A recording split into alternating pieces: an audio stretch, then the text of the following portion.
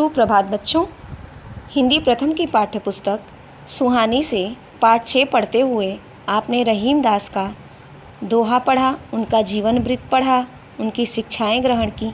अब आप उसी के दूसरे कवि हैं कबीर दास जी, उनके विषय में पढ़ेंगे। कबीर दास जी के बारे में आप जानते ही हैं, वह भी समन्वयवादी कवि थे। उन्होंने भी अपने दोहों के माध्यम से शिक्षापूर्ण बातें कही हैं। आइए पहले हम कबीर दास का जीवन परिचय देखें। कबीर दास का जन्म संवत 1455 अर्थात 1398 ईस्वी में हुआ था। जनश्रुति के अनुसार उनका जन्म एक विधवा ब्राह्मणी के गर्भ से हुआ था, जिसने लोक लाज के भय से यानी कि समाज के भय से उन्हें त्याग दिया था। एक जुलाहा दंपति को वे लहरतारा नामक तालाब के किनारे पड़े हुए मिले, जिसने उनका पालन पोषण किया। वे ही कबीर के माता पिता कहलाए। इनके नाम थे नीमा और नीरू। कबीर दास की मृत्यु 120 वर्ष की आयु में संवत 1575 अर्थात सन 1519 ईस्वी में मगहर में हुई थी। बच्चों, अब हम इनके दोहे को देखेंगे। कबीर दास का पहला दोहा जो आपकी पाठ्यपुस्तक में है वो है, राम नाम के पट तरे देबै को कछु नाहि, क्या लय गुरु संतोष ये हौस रही मन माहि। इसका अर्थ देखिए बच्चों।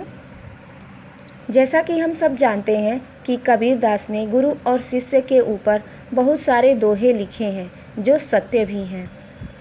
इसी के अंतर्गत ये दोहा भी है।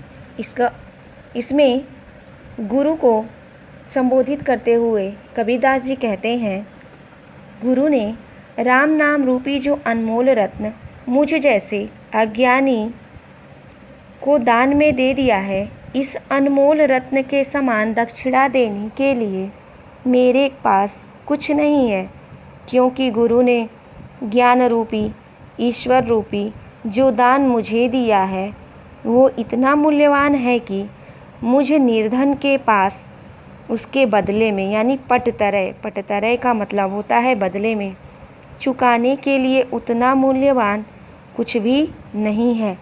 इतने अमूल्य ज्ञान के लिए मैं अपने गुरु का सदैव आभारी रहूँगा। अर्थात मैं उन्हें इतना मूल्यवान दक्षिणा नहीं दे पाऊँगा, बल्कि उनका आभारी सदैव रहूँगा। इस दोहे में भी गुरु की महत्ता का वर्णन है। अगला दोहा है, चलती चाकी देख कर दिया कबीरा रोए, दुई पाटन के बीच में साबूत बचा ना कोई। बच्चों, इस दोहे के माध्यम से कबीर दास ने जीवन और मृत्यु के वर्णन को किस तरह से व्यक्त किया है, इसे देखिए। कबीर दास जी कहते हैं कि जिंदगी और मृत्यु में दो पार्ट किसके हैं? चक्की के। एक जीवन का है और दूसरा मृत्यु का है। दो पत्थर के बीच में सभी को पीस कर एक दिन समाप्त हो जाना है, अर्थात मृत्यु हो जानी है। कोई इसमें साबूत नहीं बचेगा मतलब जिंदा नहीं बचेगा। परंतु कुछ लोग इस सच्चाई को जानते हुए भी अनजान बने रहते हैं। बच्चों, जैसे चक्की के बीच में पड़ा हुआ अनाज पीसकर आटा बन जाता है, वैसे ही मनुष्य या कोई भी प्राणी जीवन और मृत्यु के बीच में पिसकर एक दिन मृत्यु को जरूर प्राप्त होता है। यह बात सभी लोग जानते हैं, किंतु अनजान बने रहते हैं। अगला दोहा मूर्ति पूजा के विषय में है।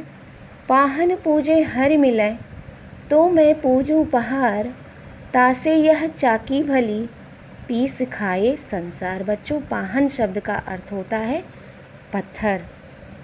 इस दोहे के माध्यम से कबीर दास जी कह रहे हैं कि यदि पत्थर की मूर्ति की पूजा करने से ईश्वर मिल जाते हैं, हरि माने ईश्वर, तो मैं तो पूरा पहाड़ ही पूजूं।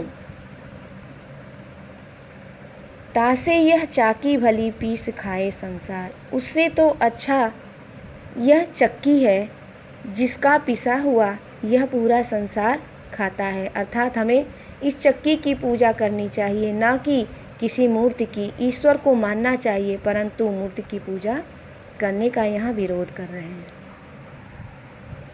अर्थात हमें सच्चे मन से ईश्वर की पूजा करनी चाहिए। काकर पाथर जोर के मस्जिद ली चिनाए, ताचढ़ मुल्ला बाग दे क्या बहरा हुआ खुदाए। इस दोहे के माध्यम से भी कबीरदास ने धर्म के ऊपर प्रहार किया है। जो आडंबर करते हैं, लोग चिल्लाते हैं मस्जिदों पर से, उसका विरोध करते हुए कबीरदास जी कहते हैं, कंकड़ पत्थर जोड़ करके मस्जिद का निर्माण कर लिया और उसके ऊपर चढ़कर भाग देना मतलब चिल्लाना, बोलना क्या ज़रूरी है?